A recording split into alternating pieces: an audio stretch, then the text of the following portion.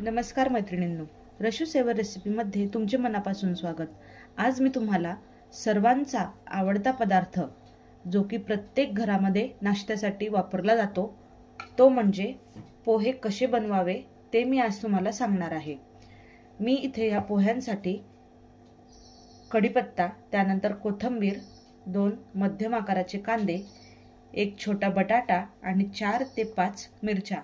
जर तुम्ही जास्त तिखट खात असाल तर मिरच्या जास्तही तुम्ही वापरू शकता। आता मी इथे कांदा, मिरच्या आणि बटाटे बारीक कापून घेणार आहे आणि त्यानंतर पोहे भिजवायचे आहे। चला तर मग आता आपण पोहे भिजवून घेऊया। आधी पोह्यांमध्ये मी पाणी टाकत आहे।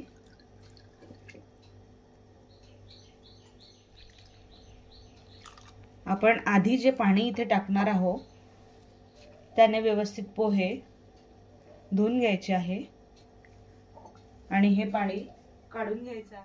आता हे पोहे आपल्याला एका चाळणीतून गाळून घ्यायचे आहे। आपल्याला फोडणी देताना इथे शेंगदाणेही त्यात घालायचे आहे। आता इथे कांदा, कोथिंबीर, बटाटा, कढीपत्ता आणि मिरच्या कापून तयार आहेत। मी बटाटा अगदी बारीक कापलेला आहे कारण आपल्याला तो बटाटा कांद्यामध्ये तेलातच होऊ द्यायचा आहे। जर तो जाड कापला तर तो लवकर शिजणार नाही।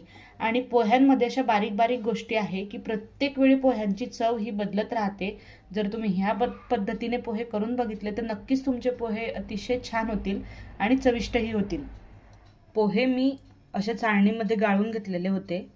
आता पोहे आपले भिजलेले आहे। तुम्ही पोह्यांचं पाणी ड्रेन केल्यानंतर 5 ते 6 मिनिट थांबायचं आहे, म्हणजे या प्रकारे तुमच्या पोह्यांमधून पाणी पूर्ण नितरून जाईल आणि पोहेही मोकळे होतील। आता आपण गॅसवर कढई ठेवलेली आहे आणि त्यामध्ये 1 ते 1.5 पडी तेल टाकणार आहे। तुम्ही तेलाचे प्रमाण कमी जास्त करू शकता। मी ते 1.5 पडी तेल घेत आहे। पोह्यांमध्ये तेलाचे प्रमाण हे व्यवस्थितरित्या वापरल्यामुळे पोहे अतिशय छान होतात आणि सॉफ्टही होतात। आता मी इथे जिरा आणि मोहरीची फोडणी देत आहे। त्यानंतर मी यात मिरच्या टाकणार आहे। मिरच्या हा व्यवस्थित तळल्यानंतरच आपल्याला यात शेंगदाणे टाकायचे आहे। मिरच्या ह्या तळल्या गेलेल्या आहेत। आता यात आपण शेंगदाणे टाकूया। आता शेंगदाणेही व्यवस्थितरित्या तळले गेलेले आहेत। आता आपण यात कांदा टाकूया। कांद्याचे प्रमाण हे व्यवस्थितच पाहिजे। तुम्ही जास्त कांदा यूज केला तर पोहे अतिशय छान लागतात। आता यात कढीपत्ता टाकायचा आहे आणि थोडी हळद। ही हळद तेलातच घालत आहे कारण तेलात हळद टाकल्यानंतर पोह्यांना छान रंग येतो। कांदा हा व्यवस्थितरित्या हलवायचा आहे। आता मी यात चवीनुसार मीठ घालणार आहे, म्हणजे पोहे इथे नरम होतील। मीठ घातल्यानंतर कांदा हा लगेचच सॉफ्ट होतो।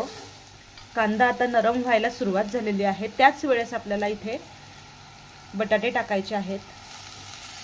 आता यावर 1 ते 2 मिनिट झाकण ठेवायचे आहे, म्हणजे आपला बटाटा इथे शिजणार आहे। आता आपण बघूया बटाटा हा शिजलेला आहे की नाही।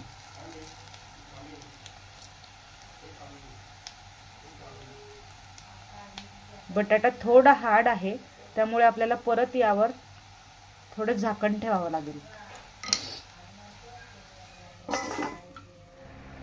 आता आपण बटाटा चेक करूया।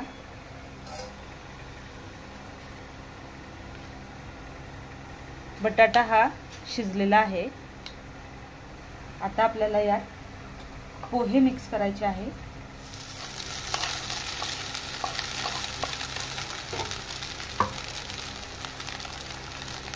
पोहे आता व्यवस्थितरित्या हलवायचे आहे। आता इथे पूर्ण पोह्यांना फोडणी देऊन रेडी आहे।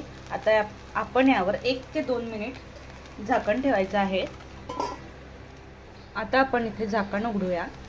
आपण आधी या कांद्यामध्ये थोडे मीठ टाकलेले होते। आता आपण पोह्यांवरही थोडे चवीनुसार अर्धा चमच्यापेक्षा कमी मीठ इथे घालायचे आहे आणि पोहे व्यवस्थितरित्या परत हलवायचे आहे।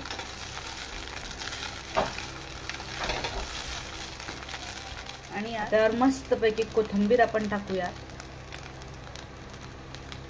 आणि व्यवस्थितरित्या त्याला मिक्स करूया। इथे आता पोहे आपले तयार झालेले आहेत। आता यावर मस्त कोथिंबीर आणि खोबरं टाकायचं आहे। पोहे बघा किती छान दिसत आहे आणि खायलाही तितकेच चविष्ट आहेत। तुम्ही माझ्या रेसिपी प्रमाणे पोहे करून बघा, घरच्यांना तुमच्या नक्कीच पोहे खूप खूप आवडणार आहे।